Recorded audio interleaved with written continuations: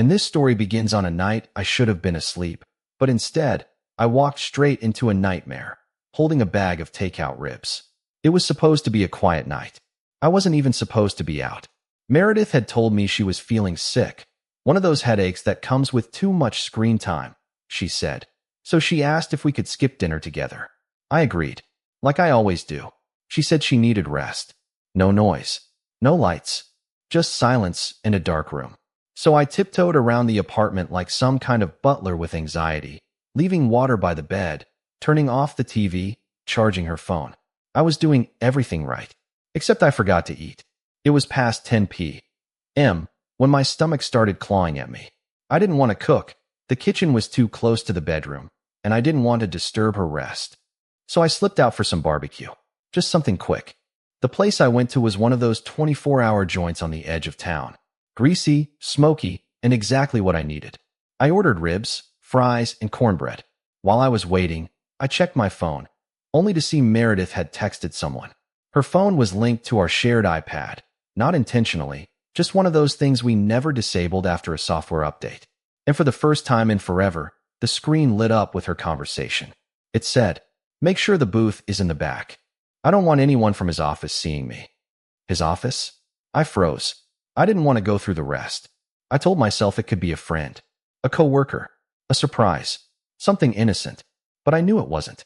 You know when it's not. I told the guy behind the counter to box the food fast.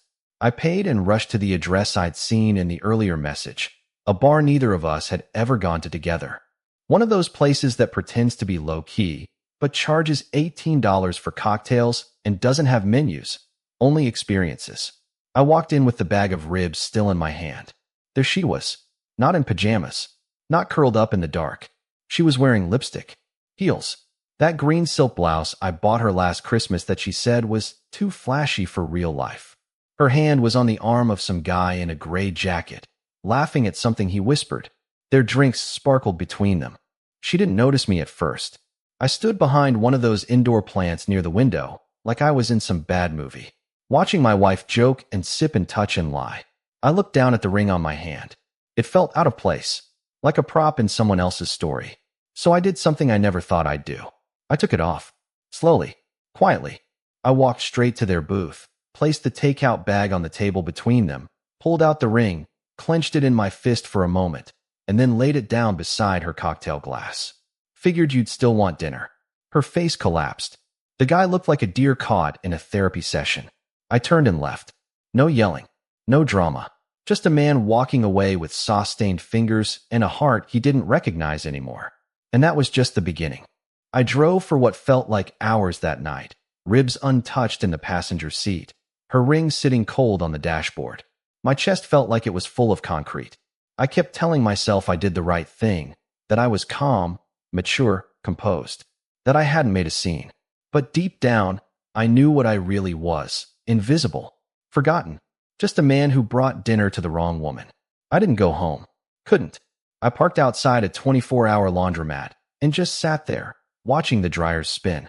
It was surreal, thinking how minutes ago I had been standing inside a lie I used to call a marriage.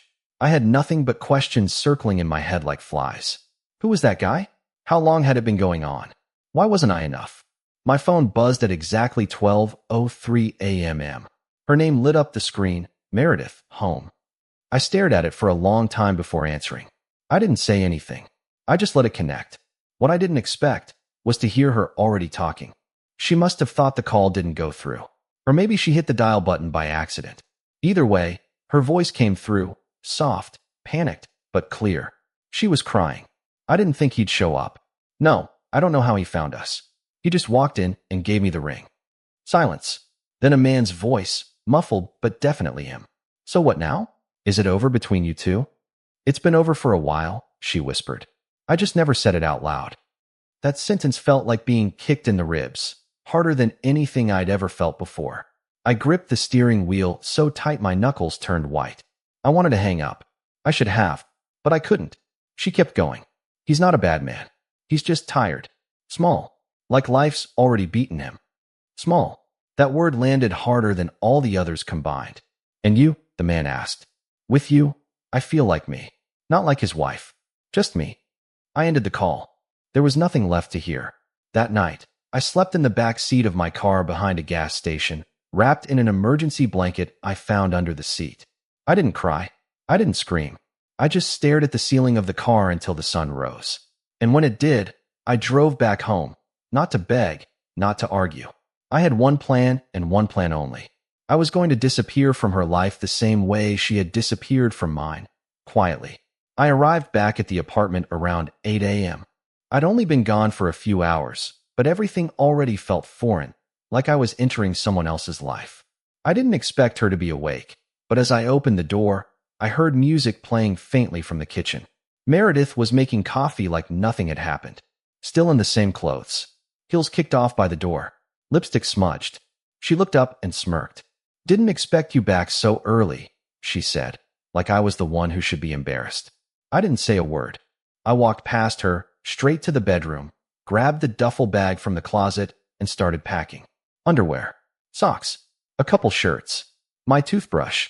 Nothing sentimental, nothing that carried her scent or memory. She leaned on the doorframe and watched me. "You're seriously doing this? Over a drink?" I froze. "Over a drink." She shrugged. "It's not like I slept with him. We were just talking." That wasn't what she said last night. She saw my face and scoffed. "What? Were you spying on me?" "No," I said quietly, zipping the bag. "You called me by accident." Her smile disappeared. For a second, just one flicker, she looked like she understood. But then she shook her head and laughed. Not out of amusement, but mockery. "Of course you sat there listening like some sad little puppy." That broke me. I stood there, bag in hand, staring at the woman I'd once written poetry for. The woman I used to wake up early just to make coffee for, even though I didn't drink it myself. The woman I thought would be the mother of my children. And she was looking at me like I was a joke. "You know what's funny?" she said, arms crossed now. "You think this is about him. But it's not. I didn't go looking for someone else. I just got tired of being married to a man who acts like a ghost in his own house." I didn't answer. What could I even say to that? I wasn't perfect. I knew I'd let myself fade over the years, into my job, into the background, into the rhythm of bills and responsibilities and broken routines. But I'd never stopped loving her. Not once. She followed me to the door. "You're not going to tell anyone about this, right? I mean, let's just be adults. No drama." I turned to her, finally letting my voice rise, just a little. "You had an affair, Meredith. You're still in the same clothes. You came home and didn't even bother hiding it. And now you're asking me for discretion?" She rolled her eyes. "It wasn't an affair. It was a spark. Something I haven't felt in years." That was it. No apology. No remorse. I left. And just as I reached the parking lot, I realized something chilling. Her phone. She had never once asked if I'd recorded that call. She didn't ask what I'd heard. She didn't care. Because she didn't think I'd do anything about it. I didn't go to a hotel. I couldn't afford one. I drove back to the office parking lot and slept in my car, using my jacket as a pillow and trying to convince myself this was just temporary. But at 6:45 a.m., I walked into work like nothing had happened, like my world hadn't crumbled 12 hours ago over barbecue ribs and a misplaced wedding ring. No one noticed. They never do. Around lunchtime, I found myself in the break room alone, staring at the same sandwich I'd been packing for the last 5 years. The same bread, the same sad turkey slices. That's when something inside me snapped. Not loud, not messy. It was more like a click, like a quiet realization that I didn't need to scream to be heard. I just needed to be seen for once. I logged out early and drove straight to Meredith's office building. Now before you judge, no, I wasn't planning anything dramatic. I wasn't there to confront her in front of her coworkers or make some scene like in the movies. I was there for something simple. I had written her a letter. 3 pages. Handwritten. No shouting, no accusations. Just the truth. I told her what I heard on the call. I described what it felt like to walk into that bar.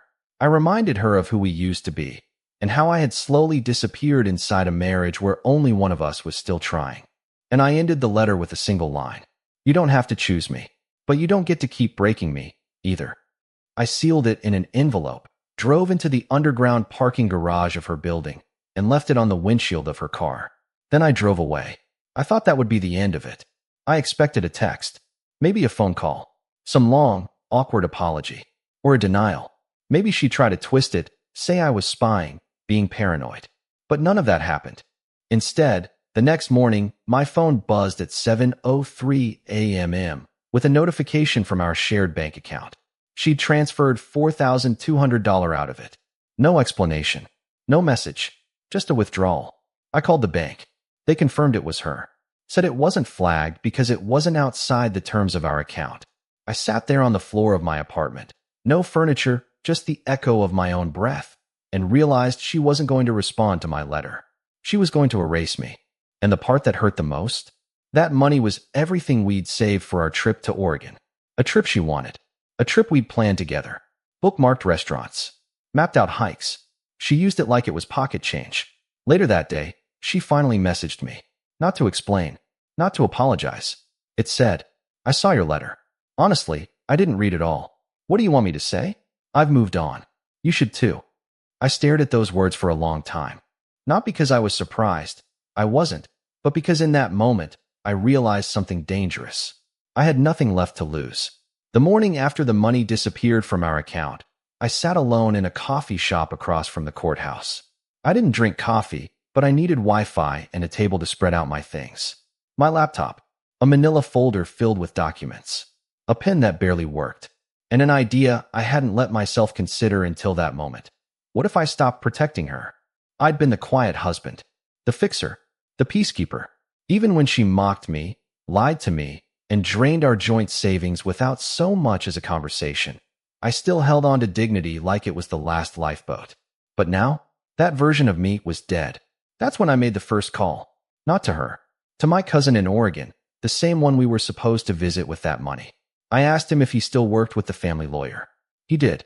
Within 2 hours, I had an appointment scheduled for the next morning. Clean. Simple. No fireworks. Just the beginning of the end. I didn't tell her.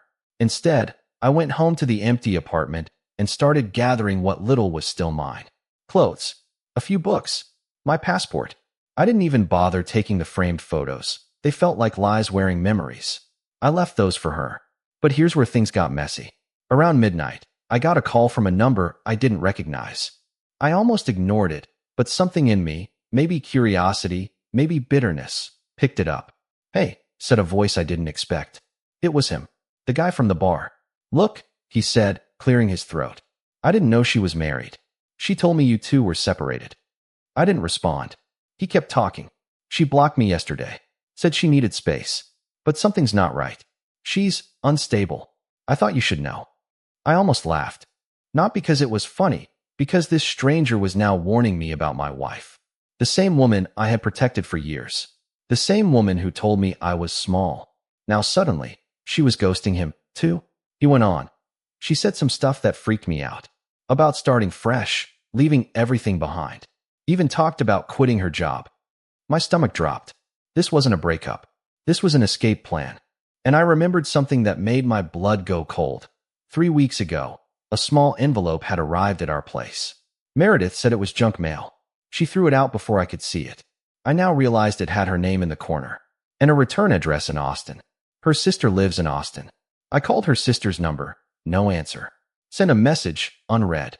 Something was happening behind the scenes, and for the first time, I wasn't sure I wanted to know what it was. But I was done being the last one to find out. I opened my laptop and accessed our shared cloud storage. She didn't know I still had access. What I found there wasn't just shocking. It was proof. I hadn't logged into our shared cloud in over a year. Meredith used it for tax files and apartment paperwork, and honestly, I never thought twice about it. But that night, with my hands shaking and my heart buzzing like static, I remembered she used the same password for almost everything. I typed it in. It worked. Inside, it looked like the usual stuff. PDFs, bank statements, scanned receipts. But then I saw it. A folder simply labeled Restart. No date.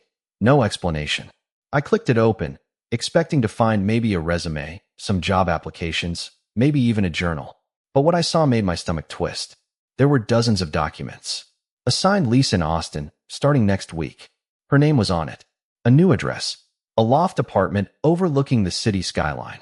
The same address from the envelope she'd thrown out weeks ago. A job offer, also in Austin, dated 2 months back. She'd accepted it. The salary was more than double what she made now. An email draft to her employer here with the subject line, Resignation, effective immediately. She had never sent it. But the real gut punch came when I found a scanned bank application for a solo account, opened 6 months ago. In it, she had listed her marital status as separated. Not married. Not even complicated. Just clean and clear, separated. And there was already money in it. A lot of it. She'd been planning this long before the night at the bar. I sat there staring at the screen, realizing I was never part of her new beginning. I was her baggage. Something to quietly unload before the real story began. But she wasn't done yet. Near the bottom of the folder was a single document named List. I almost didn't open it. I don't know why. Maybe I thought it would be some basic moving checklist. Or maybe deep down, I knew it would be worse. It was a list of things she needed to do before leaving town. 15 items. Number 1. Transfer savings. Number 5. Block him on socials. Number 9. Change emergency contact. And number 15. Leave ring in drawer. Let him figure it out. I don't know how long I sat there staring at that sentence. It was more brutal than the affair. More brutal than the money. Because it was cold. Calculated. Like I wasn't even a person anymore. Just part of an exit strategy. That's when something in me flipped. I wasn't going to stop her. But I wasn't going to let her control the ending either. So I started printing. All of it. Every file, every email, every lease agreement. I gathered it into a binder, labeled the front in big bold letters. The restart files. And then I sent it. To 3 people. Her boss. Her father. And our family lawyer. What happened next was nuclear. It was 2 days after I sent the binder when she knocked on my door. Not called. Not texted. Just knocked. Loud. Sharp. Like the sound of someone used to being in control. I opened it slowly, half expecting her to be alone, maybe disheveled, maybe trying to talk her way out of it. But she wasn't alone. Behind her stood a man in a blazer and khakis, holding a sleek leather folder and an expression that screamed, "I'm the authority here." Meredith didn't look angry. She looked smug.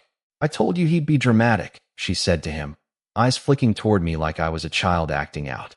But I didn't think he'd actually send it. The man stepped forward. "Mr. Delaney, my name is Roger. I represent Meredith in her personal and legal affairs. We're here to retrieve some private documents you may have accessed without her permission." I blinked. "You mean the folder she left in our shared cloud account?" He didn't answer. Meredith crossed her arms. "You sent my employer confidential information, including financial documents, private emails, and an unsigned resignation letter." "And signed?" I repeated. "So you're upset I beat you to it?" Her jaw clenched. "You humiliated me, Josh." I almost laughed. "You made a 15-step checklist to abandon me, Meredith. You lied. You drained our savings. You planned to vanish." Roger raised a hand. "We're not here to debate emotions. We're here to ask you, respectfully, to delete all files from your devices and confirm in writing that you've done so." I stepped back, leaving the door open. "You can come in, but there's nothing to delete." He hesitated.